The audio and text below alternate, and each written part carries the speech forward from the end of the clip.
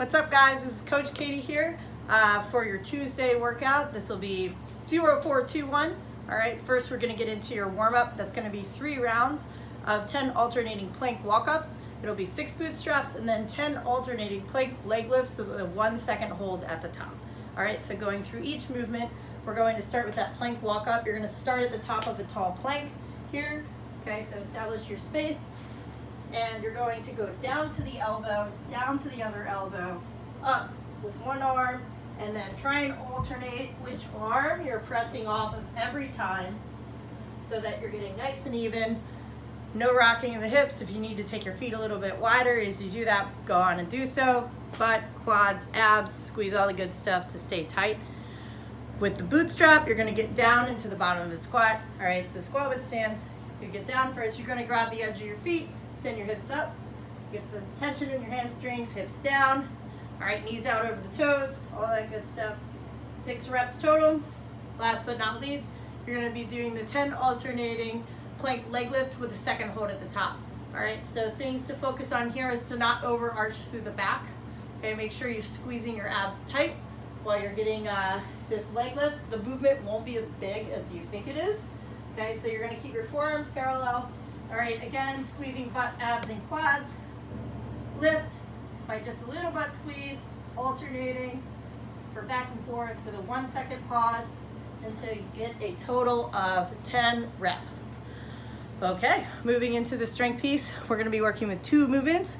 Okay, you'll be supersetting as we have been in the past of 3 by 6 to 12 kettlebell or dumbbell push presses, single arm, and then you'll be alternating between that and 3 by 10 to 20 American kettlebell swings. All right, so for the folks who have been working with household objects for this push press, maybe this would be an opportunity for you to use the kettlebell or dumbbell that you have today, knowing that you can use your legs for momentum, okay, and you can stay on the lower end of that rep range.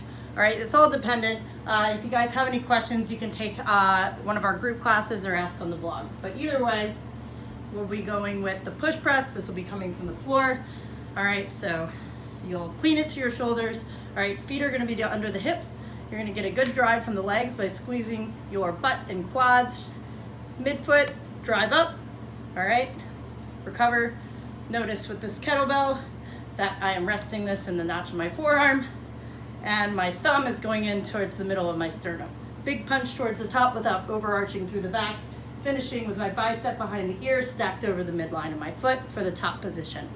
Okay, so once you get 6 to 12 of those, you'll switch to the other side. With the American kettlebell swing, this will start from the floor.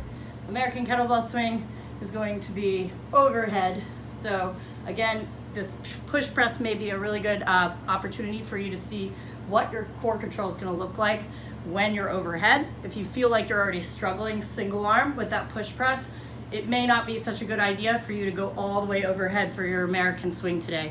Okay, so if that's the case and you are that person, you can modify to a Russian. I'm gonna show you the American swing first. Okay, so what we're looking at here is hiking the bell high into our hip. Okay, this is the top position. And you notice at the bottom, I'm sort of staying back through the hips, all right, just like a deadlift. Okay, so here are a few in regular speed. Really pointing that bell up towards the top and getting some good momentum through my hips and knees. If you know you're that person who is struggling with your overhead mobility and the single arm push press, this is something you may want to do the Russian swing as a modification, just up to eyesight, or maybe even a little bit higher, just to get a little bit more range out of your swing. That'll be 10 to 20 reps. Remember, you'll be alternating back and forth between those 2 movements until you get 3 sets for each.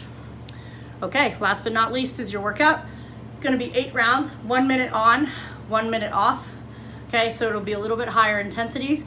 Goal is to stay consistent in your rounds in number of reps and maybe push it a little bit more towards the end so you can get a little more reps towards the end. All right, so 8 rounds is a little bit of work, so just keep that in mind your first 2 rounds or so and maybe hold back a little bit. We're gonna be working with 10 kettlebell or dumbbell deadlifts and then 5 each side, shoulder to overhead. All right, so with the kettlebell and dumbbell deadlift, I'll show you that. We're going to keep our feet under our hips.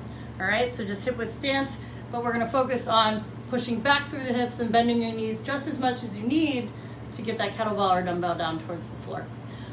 With your implement, okay, you're just gonna try not to fall too much in the knees. Again, hips and then knees. And then squeeze your butt to stand, staying in the middle of your foot, trying to keep that deadlift pattern as much as you can. With the shoulder to overhead movement, we're just looking at an ability to drive up at the same positions we discussed, but unlike the push press, you can actually drop under this a little bit. So you might be able to get a little bit more volume here and move a little quicker. Okay, so same mechanics as before with the push press, all right, cleaning of the shoulders, but I'll show you, here's the shoulder to overhead that counts, and here's another shoulder to overhead that counts, all right? So you can jerk under it a little bit, just make sure you're establishing control. All right, I like to squeeze my fists to stay engaged so my abs stay on tension, and you can kind of flow into it a little bit. I'll show you a couple quick reps. I would say I got 5 on one side, here's 5 on the other. All right, notice that I get a full hip extension at the top, and I am waiting to re-rack before I'm dipped down in some cases. All right, so that'll be it. High but repeatable intensity. Guys, if you are tuning in tomorrow for our 12 p.m., it's gonna be Wolf Tea Tuesday. Got a little sneak peek for you. If you wanna dress up, we'll see you at 12. All right, see you guys.